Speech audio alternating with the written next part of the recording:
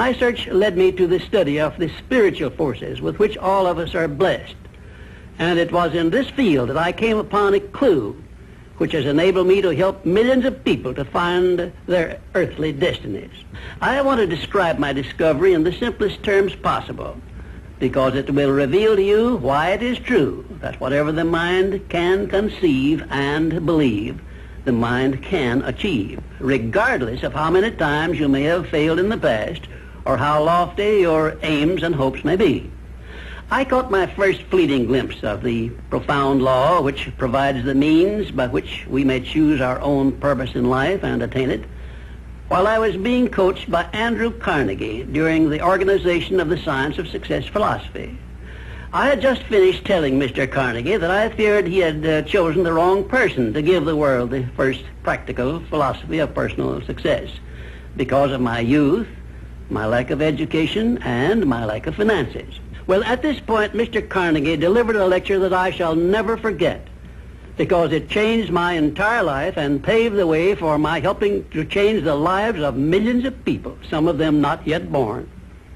Let me call your attention to a great power which is under your control, said Mr. Carnegie, a power which is greater than poverty, greater than the lack of education, greater than all of your fears and superstitions combined. It is the power to take possession of your own mind and direct it to whatever ends you may desire. This profound power, Mr. Carnegie continued, is the gift of the Creator, and it must have been considered the greatest of all of his gifts to man, because it is the only thing over which man has the complete and unchallengeable right of control and direction. When you speak of your poverty and lack of education, Mr. Carnegie explained, you are simply directing your mind power to attract these undesirable circumstances, because it is true that whatever your mind feeds upon, your mind attracts to you. Now you see why it is important that you recognize that all success begins with definiteness of purpose, with a clear picture in your mind of precisely what you want from life. Then Mr. Carnegie continued his speech with a description of a great universal truth which made such an impact upon my mind that I began then and there to give myself a new outlook on life and set up for myself a goal so far above my previous achievements that it shocked my friends and relatives when they heard about it. Everyone, said Mr. Carnegie, comes to the earth plane blessed with the privilege of controlling his mind power and directing it to whatever ends he may choose. But, he continued, everyone brings over with him at birth the equivalent of 2 sealed envelopes, one of which is clearly labeled the riches you may enjoy if you take possession of your own mind and direct it to ends of your own choice, and the other is labeled the penalties you must pay if you neglect to take possession of your mind and direct it. And now let me reveal to you, said Mr. Carnegie, the contents of those 2 sealed envelopes. In the one labeled riches is this list of blessings. 1, sound health. 2, peace of mind. 3, a labor of love of your own choice. 4, freedom from fear and worry. 5, a positive mental attitude. 6, material riches of your own choice and quantity. In the sealed envelope labeled penalties, Mr. Carnegie continued, is this list of the prices one must pay for neglecting to take possession of his own mind. 1, ill health. 2, fear and worry. 3, indecision and doubt. 4, frustration and discouragement throughout life. 5, poverty and want.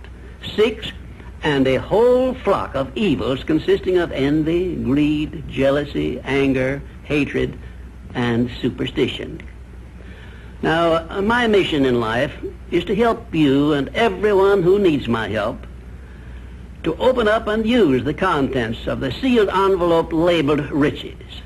And the starting point from which you must take off if you wish to write your own ticket from here on out for the remainder of your life, I will describe for you in these simple instructions. 1, procure a neat pocket-sized a notebook, or something on the order of this one here, loose leaf affair.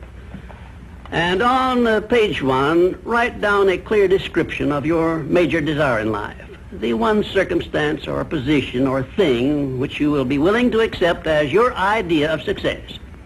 And remember before you begin writing that your only limitations are those which you set up in your own mind or permit others to set up for you. And 2, on page 2 of your notebook, write down a clear statement of precisely what you intend to give in return for that which you desire from life. And then start in right where you stand now to begin giving. And 3, memorize both of your statements, what you desire and what you intend to give in return for it, and repeat them at least a dozen times daily. And always end your statements with this expression of gratitude for the blessings with which you were gifted at birth. I ask not, O divine providence, for more riches, but more wisdom with which to accept and use wisely the riches I received at birth in the form of the power to control and direct my mind to whatever ends I desire. If you are not too successful or self-satisfied to accept and express this profound prayer, if you accept it and express it in the same spirit of humble sincerity in which I pass it on to you, a new and a better world will reveal itself to you. A world in which you will see reflected the circumstances and the things which you yourself have created. And now let me close this, our first visit, with my favorite expression of gratitude. O divine providence, I ask not for more riches, but more wisdom with which to make wiser use of the riches you gave me at birth, consisting in the power to control and direct my own mind to whatever ends I desire.